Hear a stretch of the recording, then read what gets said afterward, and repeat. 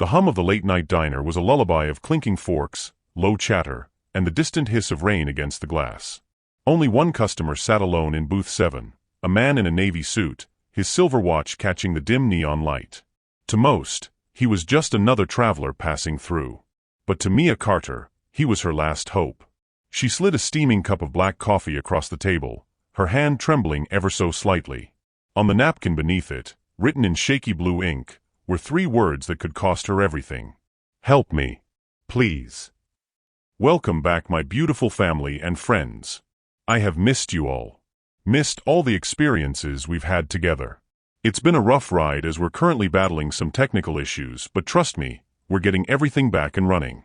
So stick around. I need your support on YouTube now more than ever. Thank you specially for sticking around to this very moment. If you're hooked in and you're ready to enjoy this story, click subscribe and let me know in the comments where you're watching from, because tomorrow I will be giving you another story just as interesting as this one. And you don't want to miss it. Now back to the story. Her heart raced. She could hear it, a pounding rhythm in her ears that drowned out the world. The man looked up, confused at first, his dark eyes scanning her face.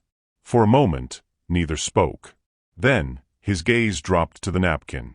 His jaw tightened. Mia forced a smile, pretending everything was normal as she turned toward the kitchen. Her shift manager, Rick, leaned against the counter, watching her with that same possessive smirk that had haunted her for months. He mouthed something she couldn't quite hear, but she didn't need to, she already knew the threat behind his smile.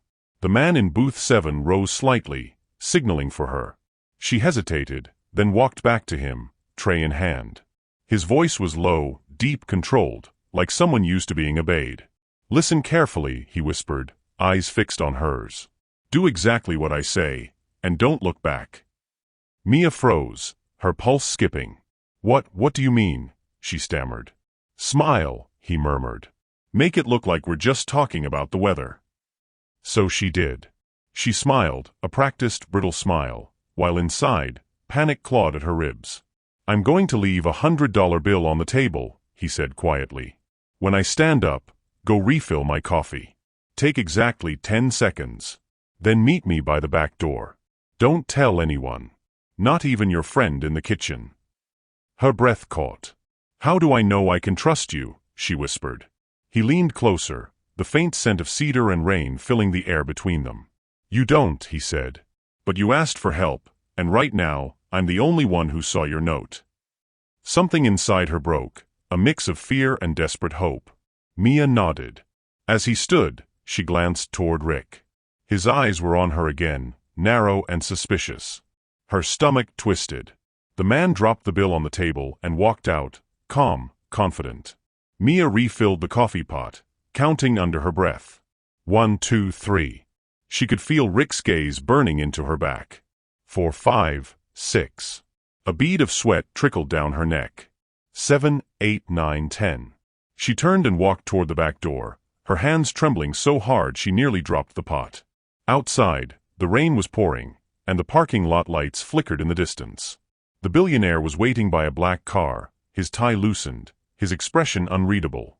He opened the door slightly. Get in. She hesitated, the rain soaking through her uniform.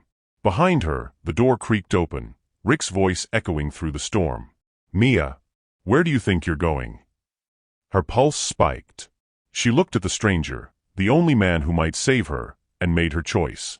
She ran.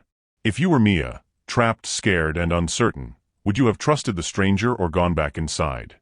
Comment below what you would have done in that moment. The rain blurred the world outside as the car sped down the empty highway. Mia sat in the passenger seat, shivering, her soaked uniform clinging to her skin.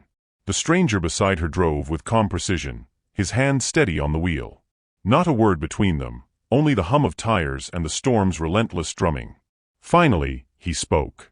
What's your name? Mia, she said quietly, her voice barely a whisper. I'm Ethan. The name sounded familiar, but she couldn't place it. It echoed somewhere in the back of her mind, a name she'd heard on the diner's television, in stories about impossible wealth and ruthless business moves. But that couldn't be him. What would someone like him be doing in a rundown diner off Route 67? She hugged herself, staring out the window. Her reflection in the glass looked like a stranger, hollow eyes, bruised cheek, fear etched into every line. "You want to tell me who you needed help from?" Ethan asked gently. Mia flinched. "You wouldn't believe me." "Try me." For a moment, she said nothing. Then the words came, halting, broken. "I've been working at that diner for 3 years. Rick, my boss, he's not just my manager. He's been following me home. Calling me. Threatening to fire me if I don't." She swallowed hard, her hands gripping her knees. "If I don't smile for him." Ethan's knuckles tightened around the steering wheel. "Has he hurt you?" "Not yet," she whispered. "But he will. He's done worse to others. And I've seen things. People come in, meet him in the back, and leave envelopes. I think he's running something, drugs, maybe worse. I didn't know how to prove it. I wanted out." Her voice cracked at the end. For years, Mia had survived by not running, by pretending the pain didn't exist, by blending in, keeping her head down, waiting for someone to notice. No one ever did, until tonight.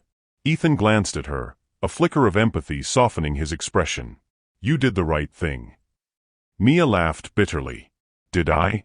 I just jumped into a car with a stranger." He smiled faintly. "A stranger who noticed you were in trouble. Not many would." She looked at him for the first time, really looked. His eyes were steady, intelligent, the kind that had seen both power and pain. There was something about him, controlled, careful, but not cold. He wasn't afraid of danger. He looked like a man who expected it. "Why were you there tonight?" she asked. He hesitated. "I was passing through. I own the land near that highway, a logistics project we're building. I stop at that diner sometimes when I need to think." "You're a businessman?" "Something like that." The rain began to fade, leaving a gray mist that clung to the windows. Ethan pulled off the road and stopped at a small rest area beneath a flickering light. He turned toward her. "Do you have somewhere safe to go?" Mia shook her head. "No family. My mom died when I was 16. My dad left before that. It's just me." He leaned back, thinking. Then, with quiet authority, he said, "You can't go back there. Not tonight." "I don't have a choice." "Yes, you do," he said firmly. "But if you go back, you'll disappear. People like Rick don't let go of what they control." His words sank deep, chilling her more than the rain ever could. Mia stared down at her hands, her fingernails still stained from spilled coffee. "I don't even know who you are. For all I know, you could be worse."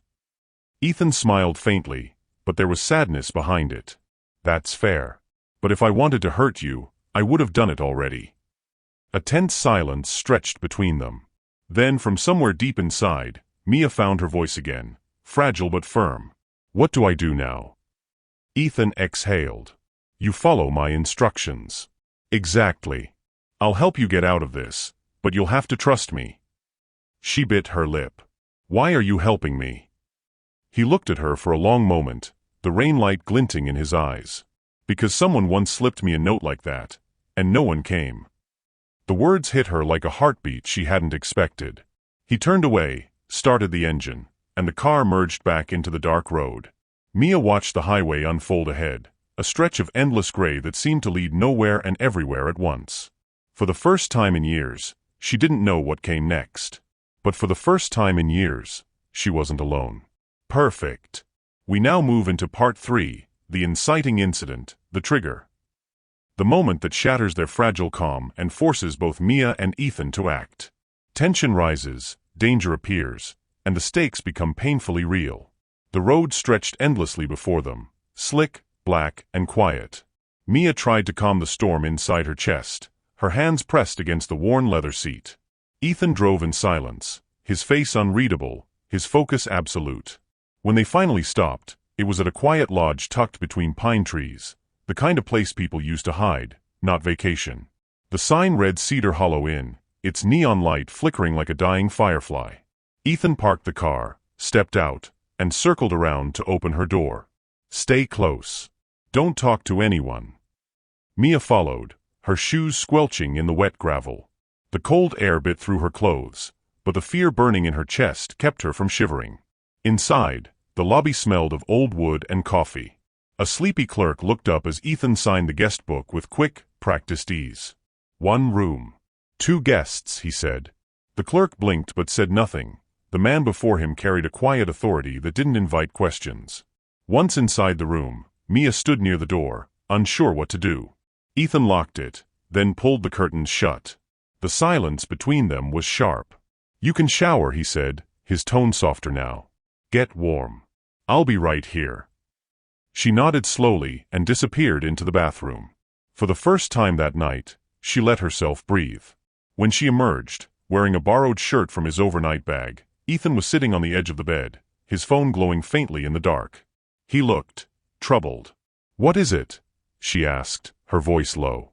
He turned the screen toward her. There on the phone was a photo, a grainy still from a security camera. The timestamp was from 15 minutes ago. It showed the diner's back door. It showed Rick standing there in the rain, holding her name tag in his hand. And next to him, a black SUV with tinted windows. Mia's blood turned to ice. That's the parking lot," she whispered. "How do you have that photo?" Ethan's jaw tightened. "Because my security team monitors my properties remotely.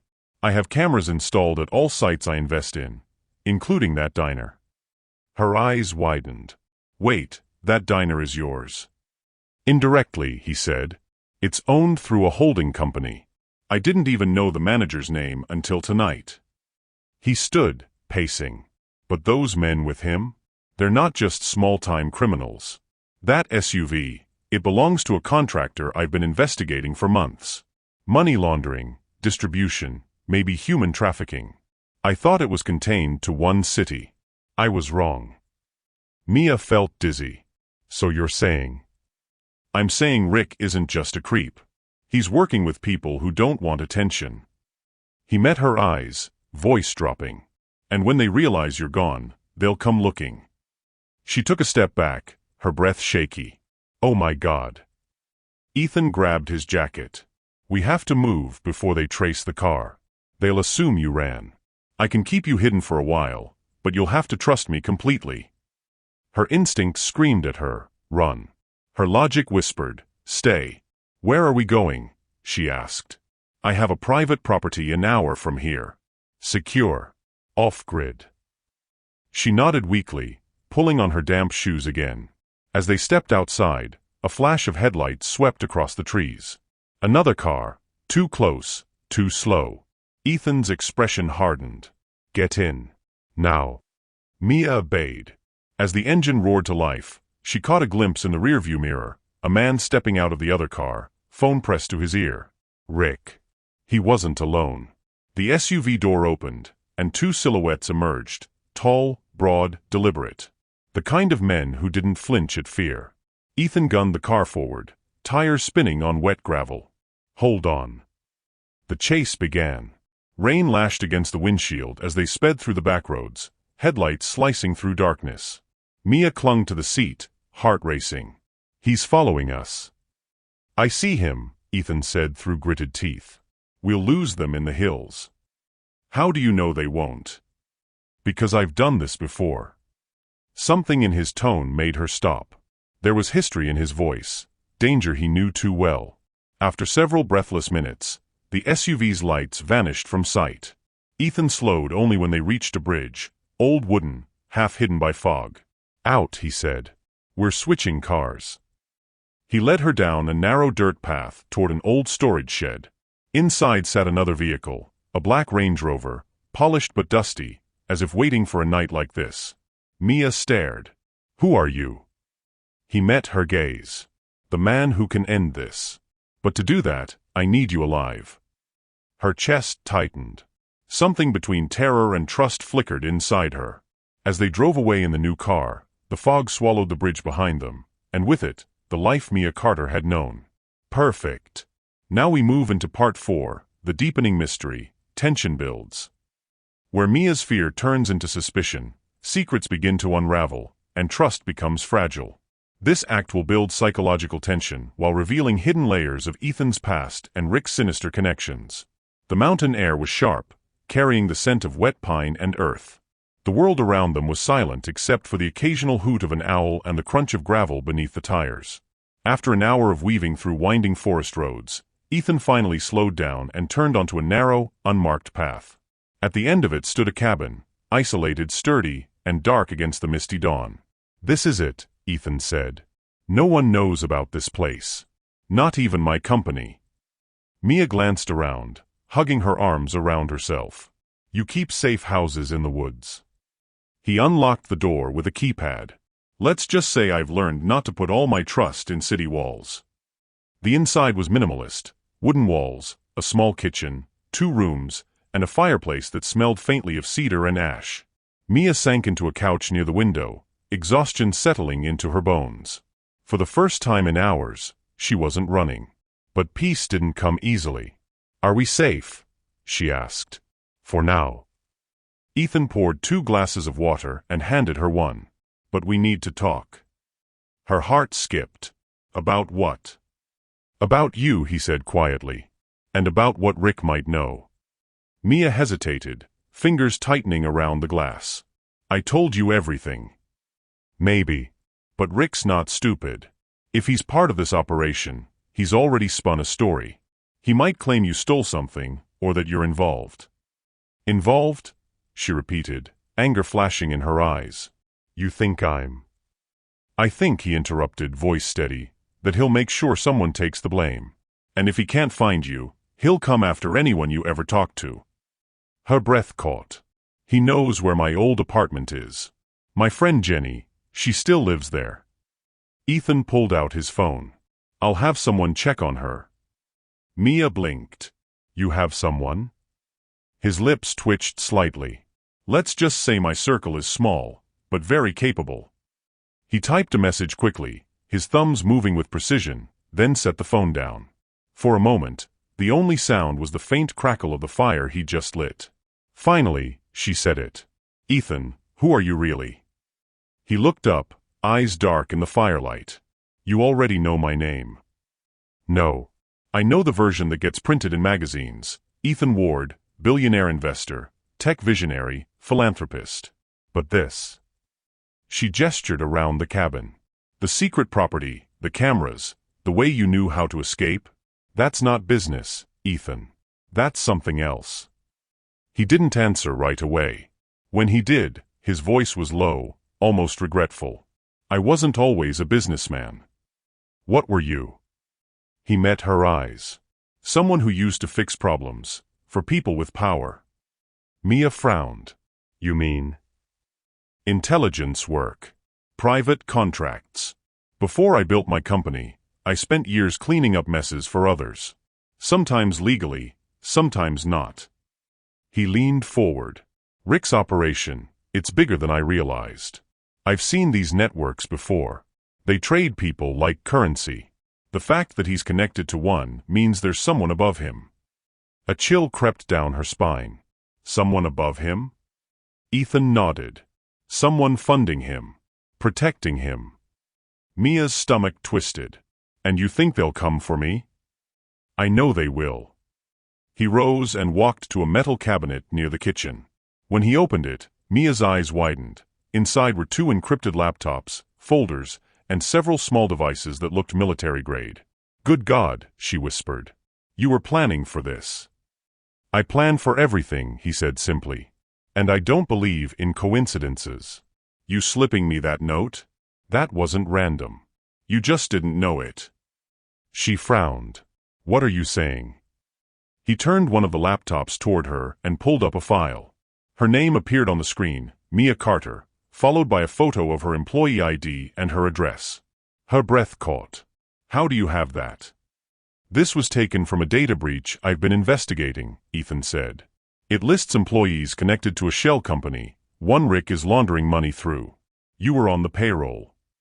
I didn't know," she stammered. "I never signed anything. I just worked at the diner." "I believe you," he said. "But it means you were already in their system. Maybe as a cover. Maybe as leverage. Either way, they'll see you as a liability now." Mia sank into the chair, numb. "So I was never safe there."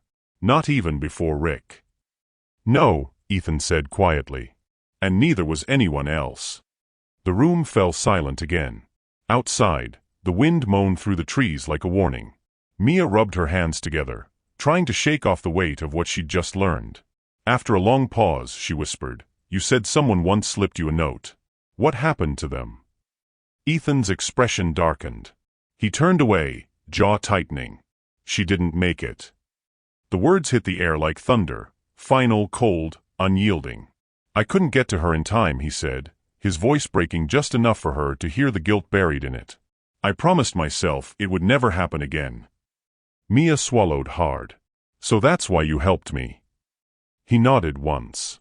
The fire crackled, the air thick with unspoken things. Then faintly, from somewhere outside, a sound broke the silence. A branch snapping. Ethan's head turned sharply. His eyes locked on the window. "Stay here," he said. Mia's pulse spiked. "What is it?" He moved to the door, hand on his concealed weapon. "Someone's out there." The lights flickered. The wind stopped. And then, a soft knock. Mia froze. 3 slow taps. Ethan looked through the peephole, and every muscle in his body went rigid. "Mia," he whispered, voice low and tense, "whatever happens next, don't scream." At this point, if you were Mia, alone in a cabin with a man full of secrets and someone knocking outside, would you open the door, hide, or run? Drop your answer below. What would you do? The knock came again. 3 slow, deliberate taps, like someone who already knew they were expected. Ethan motioned for Mia to stay back. She clutched the edge of the sofa, her knuckles white, her breath shallow. The air inside the cabin felt electric, thick with tension. He moved to the door, peered through the peephole again, and then, to Mia's shock, he unlocked it. "Ethan," she started, but he held up a hand. The door creaked open, and a woman stepped inside. She was tall, dressed in black tactical gear, her hair pulled back in a tight braid. Her eyes were sharp, scanning the room in a split second before landing on Mia. "Target secured?" the woman asked. Ethan nodded. "She's safe. For now." The woman's gaze hardened. "You know this isn't what we agreed." Mia blinked. "What are you talking about? Who is she?" Ethan exhaled, running a hand through his hair. "Mia, this is Special Agent Harper. She works with a covert division of the FBI. I've been assisting them, off the record." Mia's mind spun. Off the record? On what? "The trafficking network connected to Rick," Harper said flatly. "We've been building a case for months. Ethan was our inside link, funding Rick's fake companies to trace the money flow. But your little help me stunt? That accelerated things." Ethan's jaw clenched. She didn't know. She was being threatened. "You saw the footage." "Doesn't matter," Harper snapped. "The moment she ran, she exposed the operation. Rick's already gone dark. We lost the SUV. You know what that means." Ethan looked away. "He's cleaning house." "Exactly. Which means she's now a liability." Mia stepped back, heart pounding. "A liability? I'm the victim here." Harper turned to her, voice sharp as glass. "Victim or not, your face is now tied to an active federal investigation. Every one of those men knows your name, your workplace, your habits. You've compromised months of undercover work." Mia shook her head, panic rising. "I didn't know. I just wanted help." Ethan moved closer to her. "It's not your fault, Mia." Harper shot him a glare. "You should have left her there, Ethan." Something dark flickered in his eyes. "I wasn't going to let her die." Harper's expression softened slightly but didn't lose its edge. "Then you'd better prepare her for what comes next." Mia looked between them, confusion giving way to anger. "What comes next? You two keep talking like I'm a project, not a person. What are you planning?" Ethan hesitated, and in that silence, Mia's heart sank. "What aren't you telling me?" she demanded. Ethan finally met her eyes. "You were never just a waitress, Mia." Her voice trembled. "What?" He opened the laptop again, turning it toward her. On the screen was another document, encrypted files showing her name attached to something else. Not a payroll record this time. An identity record. Created 6 years ago. This isn't you, Ethan said quietly. Not originally. Mia's chest tightened. That's not possible. Your name, your social security number, even your birth records, all of it was fabricated, Harper explained coldly. The original Mia Carter died in a car crash 6 years ago. Someone used her identity to hide you. Mia felt the world tilt. No, that can't be right. Ethan stepped closer, voice gentler now. Do you remember anything from before you were 21? Any gaps? Missing years? Her mind raced, flashes of blurry memories, a hospital bed, a strange man's voice saying her name, the smell of antiseptic. I had an accident, she whispered. They said it was a head injury. I woke up in a clinic, and that's all I remember. Ethan nodded grimly. Because it wasn't an accident. You were part of a witness protection transfer gone wrong. Someone switched your file, buried your real identity to protect you from a cartel witness list. Rick wasn't just your boss. He was assigned to keep tabs on you. Mia staggered back. You're saying, my whole life is a lie. I'm saying someone erased your past to keep you alive, Ethan said. But now that the network knows you resurfaced, they'll want you back, or dead. Tears stung her eyes. And you knew. He hesitated, too long. That silence told her everything. You knew, she said, her voice breaking. From the moment I gave you that note. Ethan's face was carved in guilt. I suspected. But I needed confirmation. I didn't want to scare you. Mia's pulse pounded in her ears. You used me. I saved you, he said quietly. Harper's voice cut through the tension. We don't have time for this. Rick's location just pinged. An abandoned cannery outside Portland. He's moving whatever evidence he has. If we don't intercept him now, everything burns. Ethan's attention snapped toward her. Then let's go. Harper hesitated. You're not cleared for field ops anymore. Ethan gave a cold smile. You can clear me later. He grabbed his jacket and turned to Mia. Stay here. You'll be safe. Mia stepped forward, shaking her head furiously. You can't just leave me here. You said you'd help me. This isn't your fight. It is now, she shouted, tears streaming down her face. You dragged me into it. You made me believe you cared. Don't shut me out. The air between them was alive, raw, burning, desperate. Ethan's jaw tightened. I can't protect you if you come. Then teach me how to protect myself, she said fiercely. I won't hide anymore.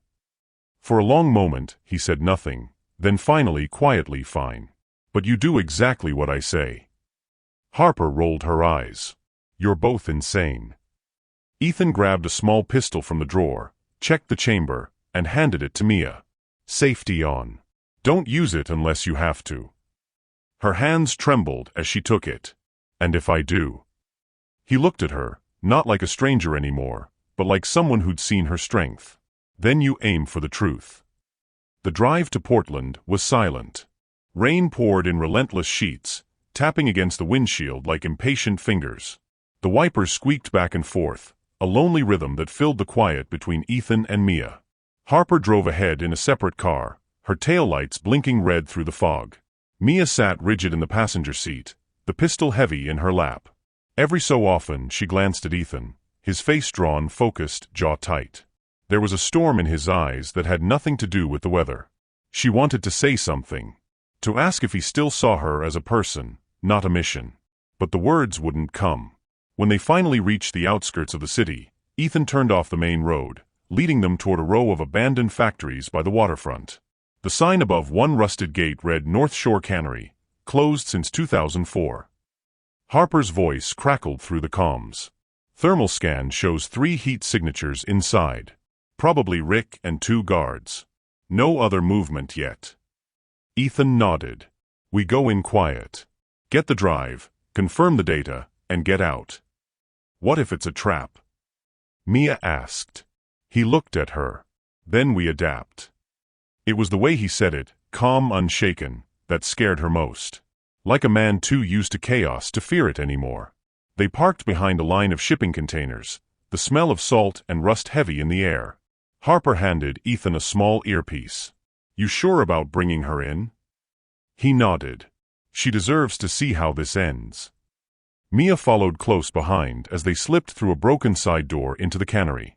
The air inside was stale, thick with dust and decay. Their footsteps echoed in the dark, each sound amplifying the dread building in her chest. They reached the center of the factory floor. A single bulb flickered overhead, swinging slightly, and beneath it, a figure stood waiting. Rick. He turned slowly, his smirk as venomous as ever. Well, well. The runaway and her billionaire savior. Didn't take long to find each other again. Ethan raised his weapon. End of the line, Rick.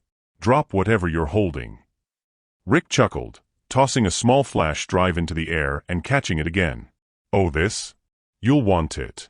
It's got names, accounts, shipments, everything you were looking for. Hand it over, Harper ordered. Sure, Rick said, and then his eyes locked on Mia. But I want to hear it from her. Mia froze. Me? You're the reason this whole thing's falling apart, Rick sneered. I treated you nice, didn't I? Gave you work, a place to stay. But no, you had to play hero. And now look what you've done. Ethan stepped forward. You're done talking. Rick's grin widened. Am I? Before anyone could react, a blinding light flooded the room, and 3 more men appeared from the shadows, guns raised. Ambush. Harper shouted, diving for cover. Bullets ripped through the air. Ethan pulled Mia behind a metal beam, shielding her with his body. The sound was deafening, glass shattering, metal clanging, screams echoing in the dark. Harper returned fire, taking down one of the men. Ethan moved fast, precise, calculated, but they were outnumbered. Mia's heart pounded. The world blurred into chaos and smoke. Then, a sharp pain. Something hot seared through her arm. Mia! Ethan shouted, grabbing her before she could fall. Blood trickled down her sleeve. I'm fine, she gasped, though she wasn't. Ethan's expression hardened. He fired again. The last man fell, the echo of gunfire fading into silence. Rick was gone. Harper checked the far door. He took the drive. We're blind again. Ethan slammed his fist against the wall. Damn it. Mia pressed her hand against her wound, wincing. He knew we were coming. Someone tipped him off. Ethan turned sharply. What are you saying? She looked at Harper. She said it herself. This was supposed to be secret. But he was waiting. Harper's eyes narrowed. You think I betrayed us? I don't know. Mia cried. But someone did. Ethan stepped between them, voice cold and commanding. Enough. We move. Harper stared him down. You're letting your emotions cloud your judgment. Maybe, he said, but at least I still have some. They made it back to the cars in silence, the rain washing away the blood and gunpowder. Mia leaned against the passenger door, weak and trembling. Ethan wrapped her wound with a strip of his shirt, his hand steady but his jaw set tight. You could have been killed, he said. So could you. He met her eyes, something raw and desperate breaking through his control. You think that doesn't scare me? For a heartbeat, the air between them was charged, too close, too real. Then Harper slammed the trunk shut, breaking the moment. Drive, she said. We'll regroup at the cabin.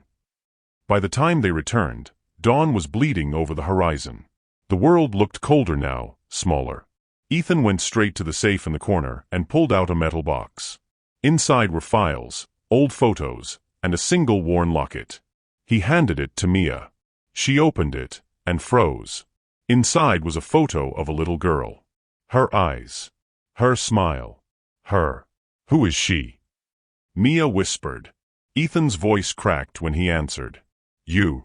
She looked up, stunned. But, how do you have this? He sat down heavily, the weight of years pressing on him. Because I wasn't just investigating the network, Mia. I was looking for you.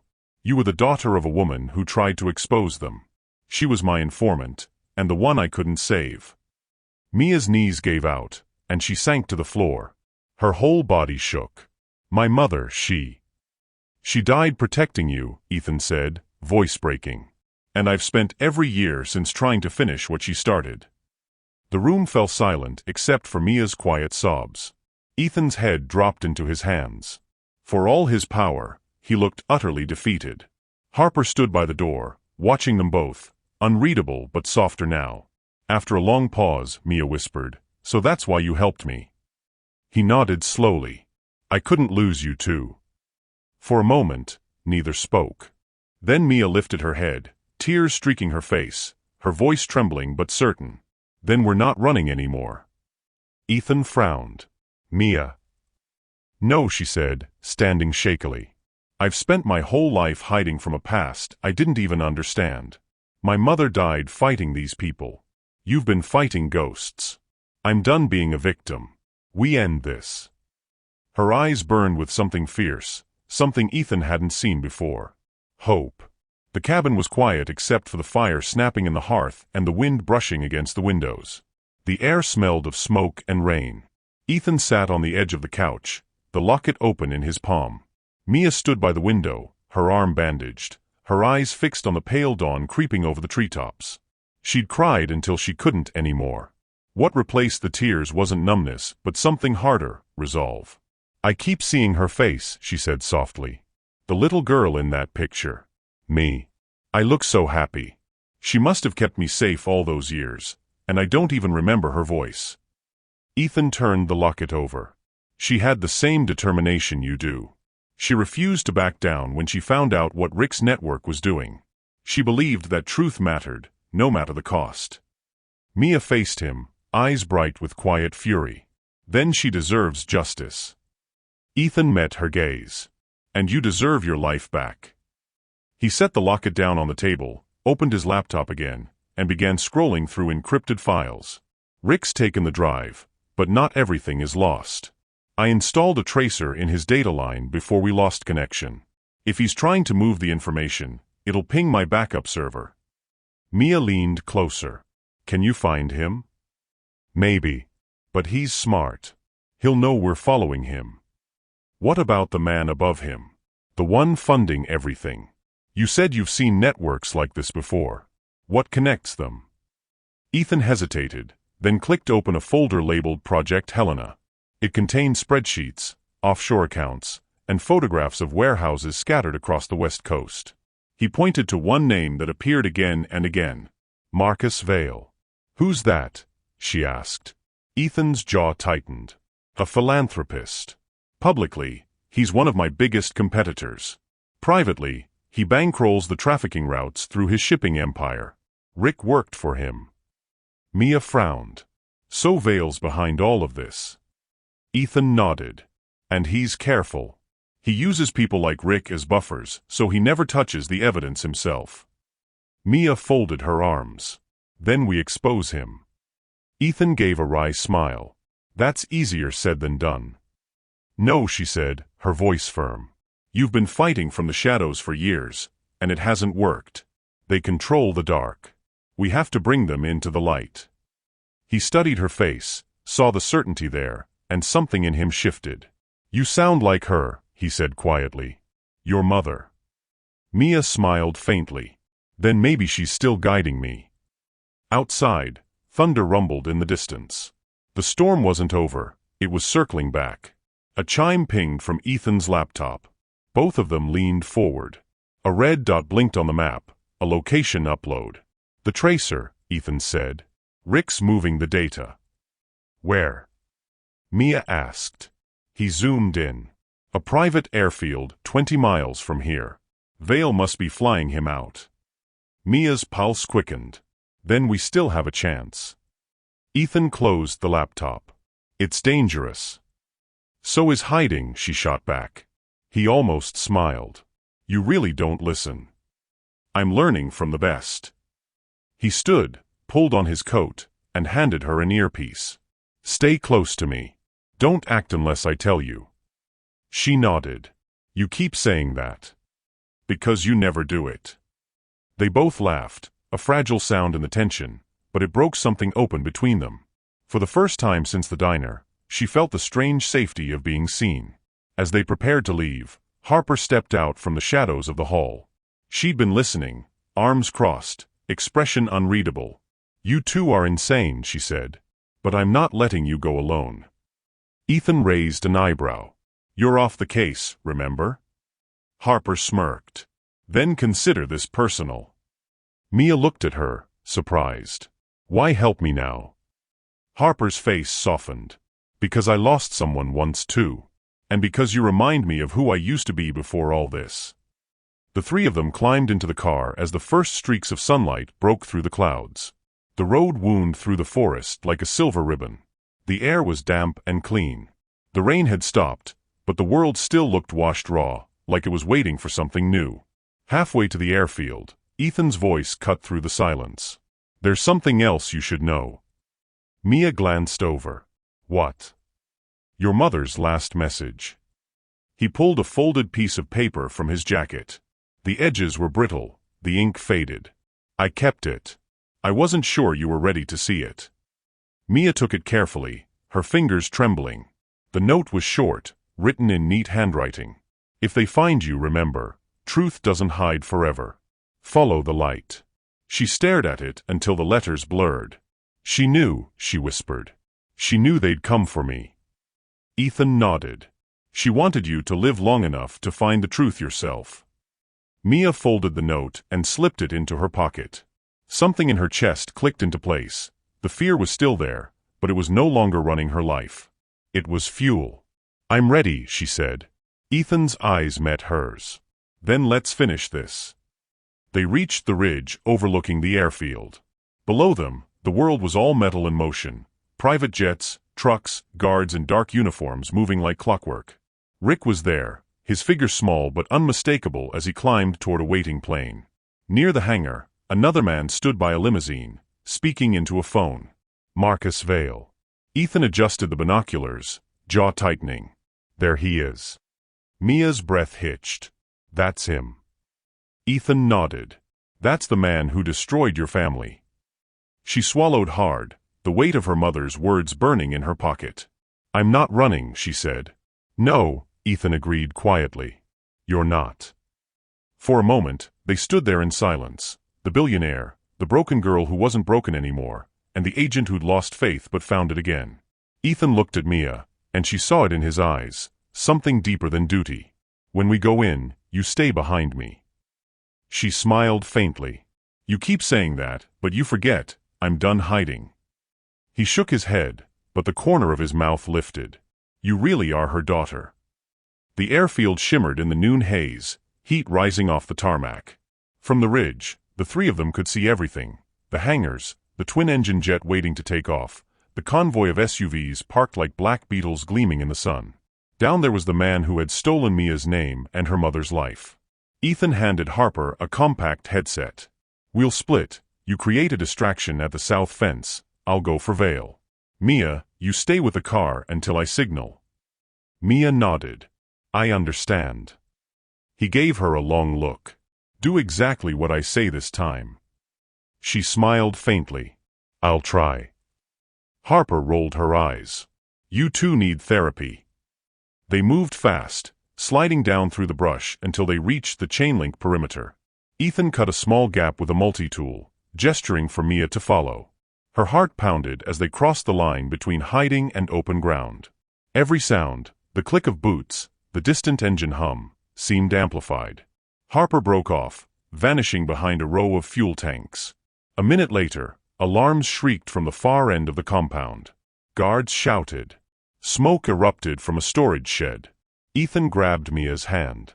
"Now." They sprinted across the tarmac, ducking behind stacks of cargo crates.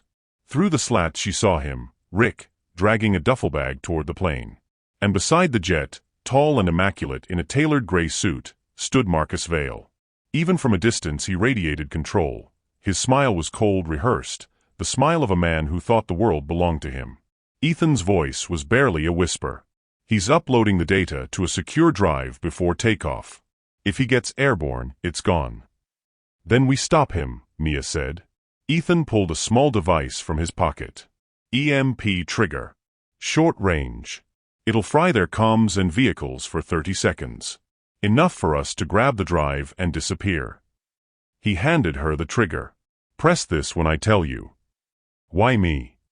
Because if I don't make it to you, you still finish it. Mia's throat tightened. Don't say that. But he was already moving, sliding out from cover, gun drawn. He moved like a shadow, quick, precise, silent. In seconds, he was behind a service truck, then the stair ramp to the jet. Mia watched, every muscle tensed. Rick turned at the sound of footsteps. Ethan Ward, Rick sneered. Should have known you couldn't stay out of it. Ethan's voice carried, calm and sharp. You never knew when to quit. Vale raised an eyebrow. Mr. Ward, I was beginning to think you'd finally learned discretion. Ethan aimed. This ends today. Vale smiled. On the contrary, it only ends when I say so. Guards lifted their weapons. Ethan fired first. 2 men went down. The air erupted in chaos. Mia ducked as bullets pinged off metal, the world dissolving into noise and light. Now, Mia. Ethan shouted. She pressed the trigger. A burst of static tore through the air. The alarms died. The jet's engines whined and sputtered out. Guards screamed as earpieces sparked. Ethan rushed forward, tackled Rick, and wrenched the duffel bag free. The flash drive skittered across the ground. Mia ran for it, lungs burning. She dove, fingers closing around the drive just as Vale's hand reached for it. He caught her wrist, his grip iron. You should have stayed lost, he hissed. She met his eyes, and for the first time saw not power but fear. You built your world on lies, she said. I'm done living in them. She swung the butt of the pistol against his hand. He stumbled back. Ethan appeared behind him, gun raised. It's over, Ethan said. Vale straightened, blood on his lip. You think killing me changes anything? There are others. There will always be others. Ethan's gaze was steady. Maybe. But not today. He fired. The bullet shattered the concrete inches from Vale's feet. You're going to prison, and you're going to talk. Sirens wailed in the distance, Harper's backup, arriving fast. Vale's guards, disoriented, dropped their weapons. Rick tried to run. Mia turned, breath ragged, and leveled her pistol. Don't move, she said. He froze. You won't shoot. Her hands trembled, but her voice didn't. You're right. I'm not like you. Harper burst through the gate, FBI insignia flashing. Hands where I can see them. Agents swarmed, cuffing Rick and Vale, pulling weapons from their holsters. The air smelled of gunpowder and jet fuel. The storm had broken, and sunlight flooded the field. Mia turned to Ethan. He was standing still, the tension draining from his shoulders. For a long second, they just looked at each other, 2 people who'd been running from ghosts, finally out of breath. He smiled faintly. You did good. So did you. Harper walked up, smudged and sweating. You 2 really know how to make paperwork hell. Ethan laughed for the first time in days. I'll buy you dinner. She rolled her eyes. You still owe me for the last mess. Paramedics checked Mia's arm. The blood had dried, but the wound was nothing compared to what had healed inside her. She looked down at the flash drive in her hand, everything her mother died to reveal. Everything worth the fear, the loss, the fight. Ethan walked over, resting a hand on her shoulder. You should be proud. She looked at him, eyes shining. I am. But I'm not done yet. Hours later, as the sun sank behind the hangars, Mia stood by the open car door.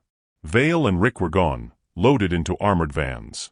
Harper was on her phone, coordinating evidence transfer. Ethan stood beside her, the wind tugging at his coat. What happens now? Mia asked. Ethan smiled softly. You get to live your life. She nodded. And you? He hesitated. I think it's time I stopped being the man who cleans up messes. Maybe start building something that lasts. She stepped closer, heart pounding. You could start with dinner. Maybe a place that doesn't serve diner coffee. He chuckled. I think I can manage that. They stood there, the air golden, the world suddenly wider than it had been in years. Mia pulled the locket from her pocket, opened it, and whispered to the photo inside, We did it, Mom. When you finally get the chance to confront the people who wronged you, What brings real peace? Revenge, justice, or forgiveness? The airfield was quiet now. All that remained were faint tire tracks on the tarmac, the smell of burnt fuel, and the hum of distant engines fading toward the horizon. The chaos had settled into stillness, a silence so deep it almost felt sacred. Mia stood beside the car, the wind tangling her hair, the sunset pouring gold across her face. She hadn't realized until now how different silence could feel. Once, it had been a prison. Now, it was peace. Ethan walked toward her, jacket over one shoulder, the locket dangling loosely from his hand. He looked exhausted but lighter, like a man who'd finally set down a weight he'd been carrying for years. Evidence is being processed, he said. Vale and Rick are both in federal custody. Harper's staying behind to oversee the extraction teams. Mia smiled faintly. She likes pretending she doesn't care. She does, Ethan said. She just doesn't know how to show it. They both laughed softly. Then for a while, neither spoke. The world seemed suspended in that fragile in-between moment when everything that mattered had already happened, and yet life was just beginning again. Mia turned to him. You never told me what your plan was, after all this. He shrugged, watching the sun sink lower. I never made one. I guess I thought if I ever got this far, I'd figure it out. She studied him, this man who'd been a fortress for so long. You could do anything you want. Maybe, he said, but I think I'd rather do something that means something. Like what? He smiled, that quiet, crooked smile she'd come to recognize, the one that meant he was about to say something he'd never admitted out loud. There's a foundation my mother started years ago. Helps women rebuild after trauma. I think I'd like to expand it. Name it after someone who deserved more. Mia's throat tightened. After my mother? He nodded. Helena's Light. The name hit her like sunlight breaking through clouds. She blinked fast, tears gathering at the corners of her eyes. She'd like that. Ethan's voice softened. She'd be proud of you. The words sank deep, anchoring her in a way nothing else ever had. For so long, she defined herself by fear, by survival. Now she had something else. Choice. She looked out over the horizon, the sea catching fire with color. What happens to me now? She asked quietly. You start over, Ethan said. On your own terms. Wherever you want. She smiled. You make that sound easy. It isn't, he said gently. But it's worth it. A car pulled up near the hangar, Harper's SUV. She stepped out, holding a folder under one arm and 2 steaming cups of coffee in the other. You two look like you've been through a war, she said. Ethan smirked. We have. She handed them the coffee. Then drink up. You've earned it. Mia took hers, warming her hands around the cup. Thank you, Harper. The agent gave her a small smile. For what? For believing me when you didn't have to. Harper shrugged, looking away. Don't get sentimental. It's bad for my reputation. But her eyes glistened, just a little. Later that night, they drove north along the coast, following a winding road that hugged the cliffs. The stars came out one by one, and the world felt impossibly vast. The radio played something old and soft, piano and strings, the kind of music that lingers long after it ends. Mia leaned her head against the window. You ever wonder why people like us survive? She asked quietly. Ethan glanced over. Because we're too stubborn not to. She smiled. I used to think surviving was enough. But I don't anymore. What changed? She looked at him. You taught me that survival isn't the same as living. He met her gaze, and for a long moment, they simply looked at each other, the way people do when words aren't big enough for what they feel. Then he reached over and took her hand. Then let's live, he said. She squeezed his fingers. Together. Together. The road unwound before them, the headlights cutting through the darkness like small, steady promises. Weeks later, a crowd gathered at a renovated building in downtown Seattle. A new plaque gleamed under the morning sun. Inside, volunteers unpacked supplies, counselors set up offices, and a photo wall displayed faces, survivors, advocates, and a framed picture of a woman smiling with a child in her arms. Mia stood before it, touching the glass gently. We did it, Mom, she whispered. Ethan came up beside her, slipping an arm around her shoulders. She'd be proud. Mia leaned into him, the locket warm against her skin. I finally feel like I'm where I belong. He smiled. Home isn't a place, Mia. It's the people who stay when the world falls apart. She turned toward him, eyes soft. Then I'm home. He kissed her forehead, and the camera of life pulled back, leaving them standing together in the light streaming through the windows. The world outside kept moving, cars, laughter, the noise of a city healing itself. But inside that small building, time seemed to pause, a moment suspended between grief and grace. Months later, Mia sat at a small cafe overlooking the water. The same table where everything had begun. Only now, there was no fear in her chest, just peace. She opened her notebook and began to write. Once, I thought hope was something people like me couldn't afford. But hope isn't something you find, it's something you build, one brave choice at a time. A shadow fell over the table. She looked up. Ethan was there, holding 2 cups of coffee and wearing that same amused half-smile. Still writing your next chapter? He asked. She smiled.